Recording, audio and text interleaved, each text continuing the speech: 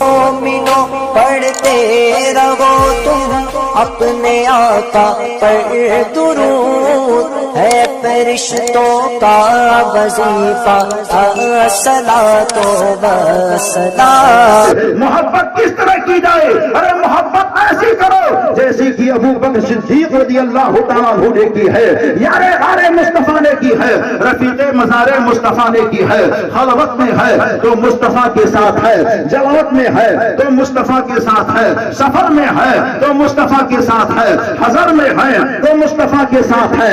حال کیا ہوتا تھا؟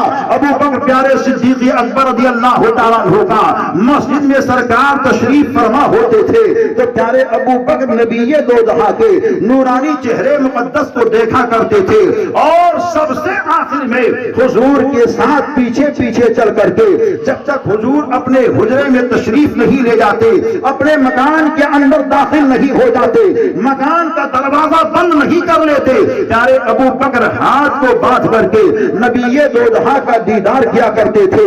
میرے آقا دروازہ بند فرما لیتے اور آواز دیتے ابو بکر اپنے گھر جاؤ آرام کر لو۔ چنانچہ پیارے ابو بکر صدیق گھر جاتے تھے اور جانے کے بعد میں تھوڑے وقت ٹھہرتے تھے، فوراً نبی دو جہاں کے مکان کی جانب آتے اور نبی دو جہاں کا نورانی دروازہ جو ہوتا تھا اسی دروازے کی چوکھٹ پر اپنی پیشانی کو رکھ کر کے آمنہ کے لال کے آنے کا انتظار کیا کرتے تھے۔ ایک دن دونوں عالم کے سرکار نے دیکھا میرا یار ایسا کیوں کر رہا ہے، لاؤ اپنے یار کو کہو اے میرے یار تو سو جایا کر، تو نبی دو جہاں کہتے ہیں اے میرے ابو بکر گھر جاتے ہو تو گھر جانے میں کیا تمہیں مزہ نہیں آتا ہے؟ بستر پر جا کر کے نیند لے لیا کرو، آرام سے سو جایا کرو، جسم کو آرام دیا کرو۔ تو پیارے ابو بکر کی محبت کی بولی ہوتی ہے آقا بستر پر مزہ نہیں آتا ہے، جو مزہ آپ کے دیدار میں آیا کرتا ہے۔ اے آمنہ کے لال میں بستر پر جاتا ہوں بے چینی بڑھی رہتی ہے، آپ کی چوکھٹ پر آ جاتا ہوں، اللہ مجھ کو سکون دے دیا کرتا ہے، اللہ مجھ کو چین دے دیا کرتا ہے، اور میری خواہش و تمنا یہ ہے کہ دنیا میں اپنے گھر میں سب سے آخر میں نبی دو جہاں کا چہرہ دیکھ کر کے جاؤ، اور دنیا میں سب سے پہلے اگر دیکھو تو آمنہ کے لال کا نورانی چہرہ میں صبح صبح دیکھو۔ اس وجہ سے میں آپ کے در اطہر پر آ جایا کرتا ہوں۔ یہ پیارے ابو بکر صدیق رضی اللہ تعالیٰ عنہ ہے، ان کی محبت ان کا کار ہے کہ نبی دو جہاں کے نورانی چہرے مقدس کو دیکھ رہے ہیں، اور ہجرت کی رات میں ان کی محبت کا ایک ثمرہ اور آپ کو دیکھنے کو ملتا ہے کہ پیارے ابو بکر صدیق رضی اللہ تعالیٰ عنہ نبی دو جہاں دونوں عالم کے سرکار کی بارگاہ میں حاضر ہے۔ آمنہ کے لال کہتے ہیں اے ابو بکر ہم کو مکہ المکرمہ کی سرزمین سے ہجرت کا حکم ہونے والا ہے، اشارہ ہو چکا ہے۔ تو ابو بکر صدیق رضی اللہ تعالیٰ عنہ جب کہتے ہیں اے میرے آقا اس سفر میں آپ کے ساتھ کون ہوگا، تو آمنہ کے لال کہتے ہیں اے ابو بکر تمہارے علاوہ کون ہو سکتا ہے، تم ہی میرے ساتھ رہو گے۔ آقا دن میں آپ سفر کریں گے یا رات کے اندر سفر کریں گے؟ تو آمنہ کے لال بیان فرماتی ہے ابو بکر رات میں ہجرت کی جائے گی، رات میں سفر ہوگا، کیونکہ دشمن کا مرغا ہوگا، دشمن کے ہاتھ میں تلوار ہوگے، ایسے موقع پر رات میں ہم کو نکلنا ہوگا۔ ابو بکر اپنے گھر چلے گئے، رات میں کھڑے ہو کر کے نبی دو جہاں کا انتظار دروازے کے پاس کر رہے ہیں۔ 6 مہینے کی مدت گزر جاتی ہے، اور 6 مہینے کی مدت جب ہو گئی تو آمنہ کے لال ہجرت کی رات میں اپنے حجرے سے نکلے اور ابو بکر صدیق کے گھر کی جانب گئے۔ جیسے ہی مکان کے دروازے کی کنڈی کو کھٹکھٹائی تو نبی دو جہاں دونوں عالم کے یار نے فوراً دروازہ کھول دیا۔ مصطفیٰ جان رحمت نے کہا ابو بکر سو نہیں رہے تھے، اتنے جلدی دروازہ تم نے کیسے کھول دیا؟ تو ابو بکر صدیق کہتے ہیں آقا ایک رات نہیں مکمل 6 مہینے کی راتیں ہو چکی ہیں، میں دروازے پر کھڑے ہو کر کے آپ کے آنے کا انتظار کر رہا ہوں کہ ہو سکتا ہے میرے آقا آ رہے ہو سکتا ہے دونوں عالم کے تاجدار آ رہے ہو۔ اور یہ محبت یہیں پر ہی نہیں نظر آیا کرتی ہے بلکہ ہجرت کی اس رات کے اندر جب نبی دو جہاں اس پہاڑ کے پاس پہنچے جس کو جبل سور کہا جاتا ہے، جو حاجی لوگ حج کے لیے گئے ہیں اور جن کو اللہ نے توفیق دی، اس پہاڑ کو ان لوگوں نے دیکھا ہے، اتنی بلندی پر وہ پہاڑ ہے۔ آج آپ جائیے 5000 میٹر کی بلندی پر بھی وہ اونچا پہاڑ ہے جس غار کے اندر ابو بکر صدیق نبی دو جہاں کے ساتھ بیٹھے تھے. چنانچہ اس پہاڑ کے نیچے ابو بکر جیسے ہی نبی کے ساتھ چلتے ہیں. عرض کرتے آقا میری خواہش و تمنا یہ ہے کہ آپ کو میں کندھے پر اٹھاؤں اور لے کر کے چلوں. تو جب یہ بولتے ہیں تو دونوں عالم کے سرکار نے کہا ابو بکر تم مجھ کو اٹھاؤ گے؟ ہاں آقا میری خواہش و تمنا ہے. وہ پہاڑ کی بلندی کیا کرو تنہا 1400 سال کے بعد میں کوئی حاجی جائے تو تھک جاتا ہے, بیٹھ کر کے اٹھتا ہے, پھر کئی جگہوں پر بیٹھتا ہے, اس کے بعد وہ پہاڑ کے غار کے کنارے چلتا ہے. مگر ابو بکر کی محبت دیکھو, ان کا پیار دیکھو. دونوں عالم کے سرکار سے کہتے ہیں آقا میرے کندھے پر آپ تشریف فرما ہو, میں آپ کو اٹھاتا ہوں. چنانچہ نبی دو جہاں ان کے کندھے پر بیٹھتے ہیں. ابو بکر صدیق نے اٹھایا اور اٹھانے کے بعد میں چلنے لگے.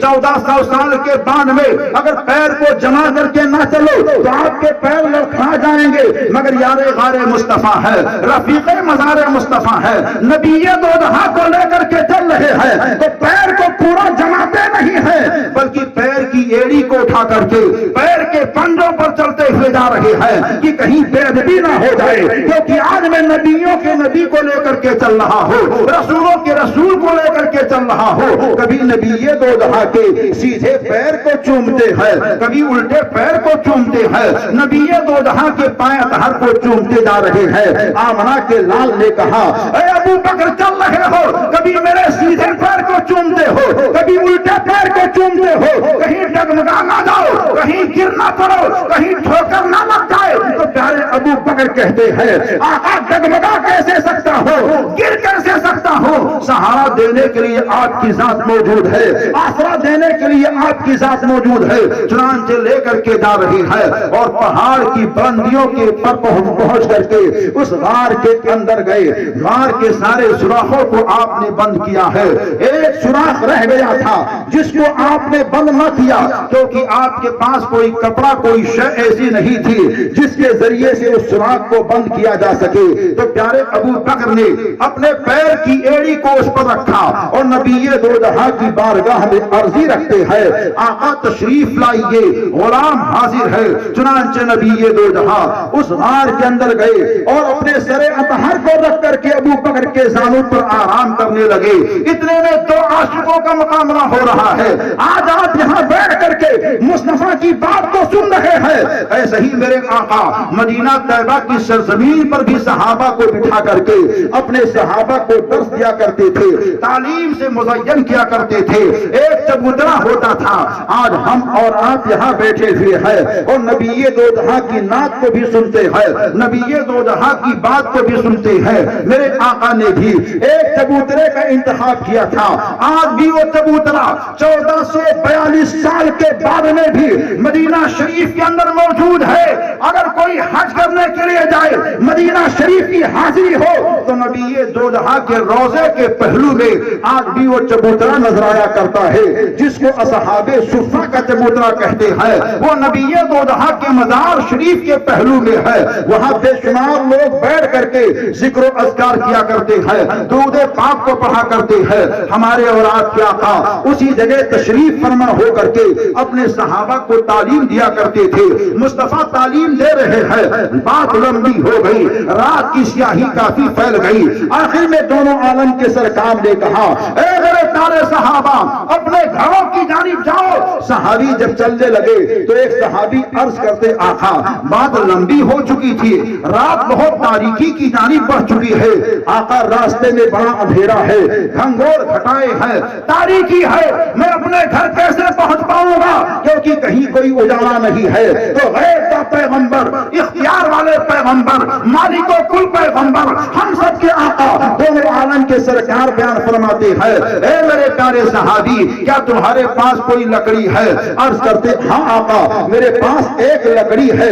نبی دو جہاں نے اپنے دست مقدس کو اس لکڑی کے اوپر لگایا تو اس لکڑی سے روشنی نکلنی شروع ہو گئی. کائنات کے باری بیان فرماتے ہیں اے میرے پیارے صحابہ اسی لکڑی کی روشنی میں اپنے گھر کی جانب جاؤ, تم کو روشنی ملتی ہی رہے گی. لیکن صحابی جب چلنے لگے تو ایک جگہ ایسے آتی ہے, ایک مقام ایسا آتا ہے, ایک منزل ایسی آتی ہے جہاں سے راستے کا بٹوارا ہو رہا تھا. تو جن کے پاس روشن لکڑی تھی وہ اپنے گھر کی جانب جانے لگے, تو دوسرے جو صحابی ہیں ان کے پاس روشنی نہیں ہے, مشعل نہیں ہے, اجالا نہیں ہے. وہ عرض کرتے ہیں میرے بھائی تمہارے پاس تو روشنی ہے, تم بڑی آسانی کے ساتھ اپنے گھر کی جانب جا سکتے ہو, مگر میرے پاس کوئی روشنی نہیں ہے, میں کیسے جاؤں گا؟ تو نبی کے صحابی جن کے پاس روشنی تھی وہ برجستہ کہتے ہیں ارے سنو میرے آقا نور ہے, اور نور اسے کہتے ہیں جو خود روشن ہو دوسرے کو روشن کر دے. مصطفیٰ جان رحمت نے میری لکڑی کو روشن کیا ہے, ایسا کرو کہ تم اپنی لکڑی کو ہماری لکڑی سے لگا دو, اس کے اندر بھی روشنی آنی شروع ہو جائے گی. چنانچہ دوسرے صحابی نے لگایا, اس سے بھی نور کی شعاعیں نکلنی شروع ہو جاتی ہے اور اجالا ہی اجالا نکلنے لگتا ہے. بریلی کے تاجدار بولتے ہیں, محبت کی نشان بولتے ہیں, حق کی پہچان بولتے ہیں, سنیت کی شان بولتے ہیں, اعلیٰ حضرت سیدی امام احمد رضا خان بولتے ہیں یا نبی اللہ چمک تجھ سے پاتے ہیں سب پانے والے, میرا دل بھی چمکا دے چمکانے والے. اے نبی یہ دو جہاں کے دیوانوں, چھیپا محلے کے اندر بیٹھ کر کے خوش عقیدہ مسلمانوں, اپنے آقا کی نعت کو بھی سن رہے ہو, اپنے آقا کی بات کو سن رہے ہو. وہ مصطفیٰ جان رحمت جنہوں نے لکڑی کو روشن کر دیا, ہم تو آقا کے امتی ہیں, آقا کے غلام ہیں. کرم مصطفیٰ کا ہو گیا تو ہمارا سینہ بھی روشن رہے گا, اور سینے کو دیکھو گے تو سینہ نظر نہیں آئے گا, نبی یہ دو جہاں کی محبت کا مدینہ نظر آئے گا. مدینے والے مصطفیٰ کی محبت میں بیٹھے ہو, ایسی محبت پیدا کرو کہ سر جھکاؤ تو سینہ نظر نہ آئے بلکہ سینے کے اندر مدینہ ہی مدینہ نظر آئے.